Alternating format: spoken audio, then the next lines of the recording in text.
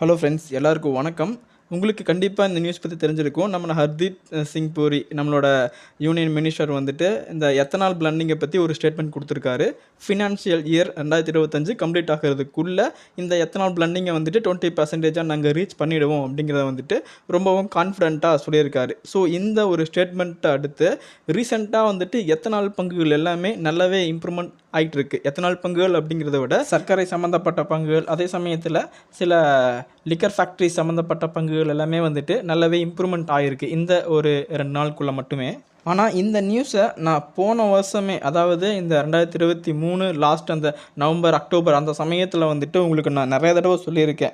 Ethanol blending வந்துட்டு 2025 30க்குள்ளே கண்டிப்பாக 20% அப்படிங்கிற அளவை ரீச் பண்ணிடுவாங்க.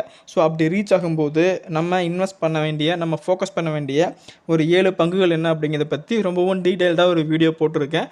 அதுக்கான ஒரு டெடிக்கேட்டட் வீடியோவும் போட்டிருக்கேன். அதை நீங்கள் பார்க்க மிஸ் பண்ணியிருந்தீங்க அப்படின்னா நான் டிஸ்கிரிப்ஷனில் வந்துட்டு ஒரு லிங்க் தரேன், மறக்காம செக் பண்ணி பாருங்கள். ஸோ அந்த ஸ்டாக்கில் நான் சொன்ன அப்போ இன்வெஸ்ட் பண்ணியிருந்தீங்க அப்படின்னா கரண்ட்டாக நீங்கள் பயங்கரமான ப்ராஃபிட்டில் இருந்திருப்பீங்க. ஏன்னா நம்ம ப்ராஜ் இண்டஸ்ட்ரீஸ் அப்படிங்கிற பங்கை முக்கியமாக சொல்லியிருந்தோம்.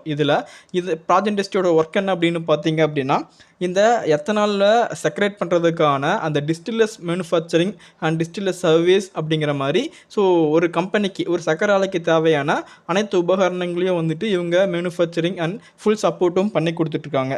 ஸோ அதனால் ரீசெண்டாக வந்துட்டு சர்க்கரைகளை பற்றி ஏகப்பட்ட ரூமர்ஸ் கிளம்பிச்சு. ஸோ எத்தனால் வந்துட்டு சர்க்கரையில் உற்பத்தி பண்ணக்கூடாதுன்னு கவர்மெண்ட்டோட நியூஸில் சொன்னாங்க. ஸோ இந்த நியூஸஸ் எல்லாம் வந்துட்டு கீழே வரும்போது நல்லாவே இறக்கம் அப்படிங்கிறது வந்துச்சு. ஆல்மோஸ்ட் ஒரு 476 வரைக்குமே கீழே இறக்கம் கொடுத்தாங்க. நம்ம அந்த இடத்துல கூட கன்சிடர் பண்ண சொன்னோம். எத்தனை பேர் நீங்கள் அதை கன்சிடர் பண்ணீங்கன்னு தெரியல. ஆனால் கரண்ட்டாக கிட்டத்தட்ட 450க்கு மேலே இப்போ மூவ்மெண்ட் கொடுத்துருக்காங்க. ஆல்மோஸ்ட் நல்ல ஒரு ரிட்டர்ன்ஸ் வந்துட்டு இன்வெஸ்டருக்கு கொடுத்துருக்காங்க. அடுத்ததாக 8 பெர்ரி அதை சொல்லியிருந்தோம். ஸோ அந்த ஸ்டாக்கும் நம்ம டிஸ்கஸ் பண்ணும்போது கிட்டத்தட்ட ஒரு 600 ரூபா அந்த ரேஞ்சில் இருந்துச்சு. கரண்ட்டாக கிட்டத்தட்ட 705 ரூபா அப்படிங்கிற ரேஞ்சுக்கு மூவ்மெண்ட் கொடுத்துருக்கு. அதே போல் ஸ்ரீ ரேணுகா சுகர்ஸை பற்றி நான் நிறையவே டிஸ்கஸ் பண்ணியிருக்கேன். ஒரு டெடிக்கேட்டட் வீடியோவும் அந்த ஸ்டாக்கு நான் போட்டிருக்கேன். நம்ம அந்த ஸ்டாக்கை டிஸ்கஸ் பண்ணும்போது 35 to 39க்குள்ளே அந்த ஸ்டாக் இருந்தாங்க. கரண்ட்டாக 44 அப்படிங்கிற லெவலில் வந்துட்டு இப்போதைக்கு இருக்காங்க. அடுத்ததாக பல்ராம் பூனி சீனி மில்ஸ் பற்றி நம்ம நிறையவே பேசியிருக்கோம்.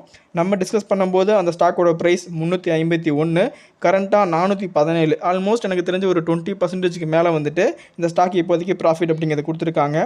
ட்ரிவானிங் இன்ஜினியரிங் பற்றி நம்ம டிஸ்கஸ் பண்ணியிருந்தோம். நம்ம டிஸ்கஸ் பண்ணும்போது கிட்டத்தட்ட ஒரு 308 ரூபா அப்படிங்கிற ரேஞ்சில் இருந்து கரண்ட்டாக 370க்கு மேலே வந்துட்டு இப்போதைக்கு ட்ரேட் ஆகிட்டு இருக்காங்க.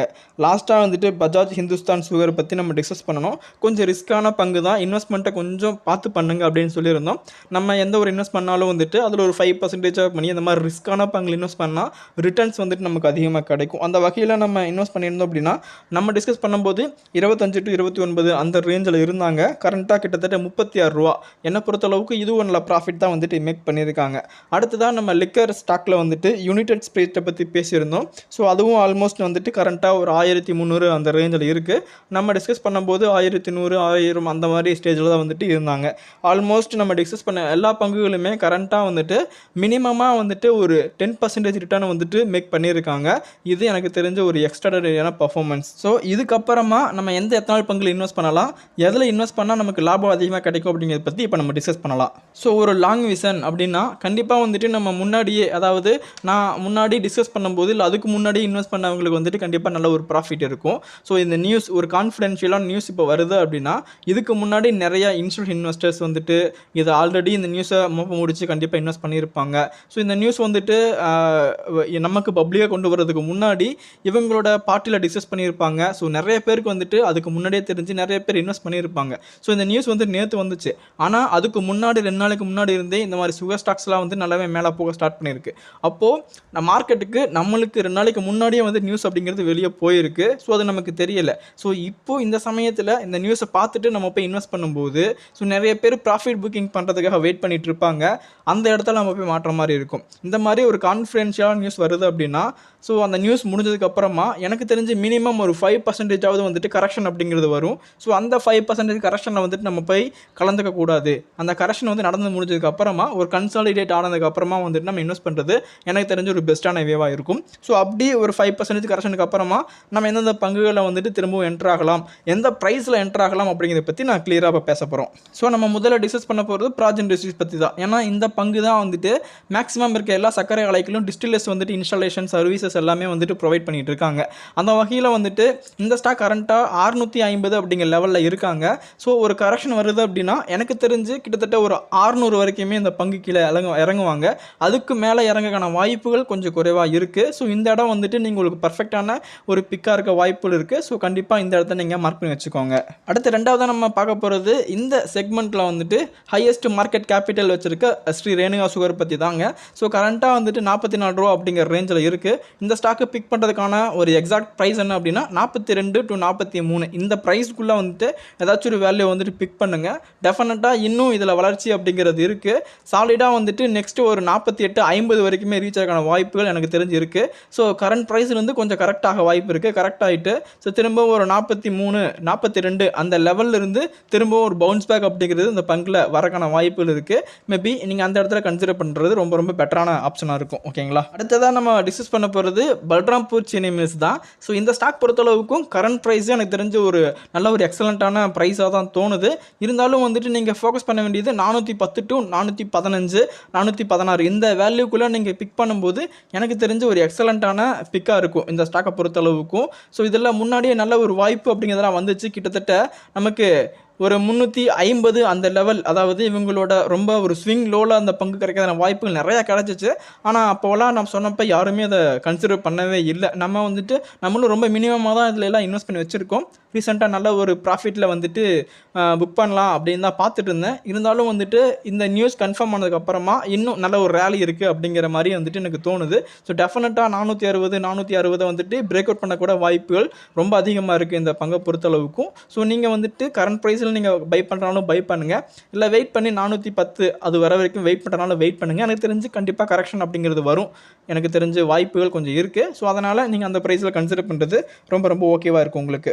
அடுத்ததாக பஜாஜ் ஹிந்துஸ்தான் சுகர் இந்த ஸ்டாக்கை பொறுத்தளவுக்கும் வந்துட்டு இப்போதைக்கு கொஞ்சம் கிரிட்டிக்கலான பொசிஷனில் இருக்காங்க. 36 ரூபா அப்படிங்கிறது வந்துட்டு எனக்கு தெரிஞ்சு இன்னும் நல்லாவே இறக்கும் அப்படிங்கிற ஒரு வாய்ப்பு இருக்குது. திரும்பவும் வந்துட்டு அவங்க 30 அந்த லெவலுக்கு வந்துட்டு திரும்பவும் வந்துட்டு அவங்க ஒரு பவுன்ஸ் பேக் ஆக வாய்ப்புகள் இருக்குது. ஒன்ஸ் வந்துட்டு இந்த ட்ரையாங்கிள் பேட்டர்ன் மாதிரி ஒன்று ஃபார்ம் பண்ணிட்டு இருக்காங்கல்ல, ஸோ இந்த ட்ரெண்ட்ல வந்துட்டு அவங்க பிரேக் அவுட் பண்ணிவிட்டு இங்கே ஒரு சப்போர்ட் எடுக்கிற வரைக்கும் ஸோ இந்த மாதிரி ஒரு அப் அண்ட் டிப்பில் தான் வந்துட்டு போயிட்டு இருப்பாங்க. ஸோ நீங்கள் நல்ல ஒரு ப்ரைஸில் பை பண்ணணும்னு நினச்சிங்க அப்படின்னா திரும்பவும் இந்த 30 அந்த லெவலில் வரும்போது நீங்கள் கண்டிப்பாக அதை பை பண்ணி பாருங்கள். உங்களுக்கு கண்டிப்பாக ஒரு பெஸ்ட் ரிசல்ட் கிடைக்கும். ஓகேங்களா.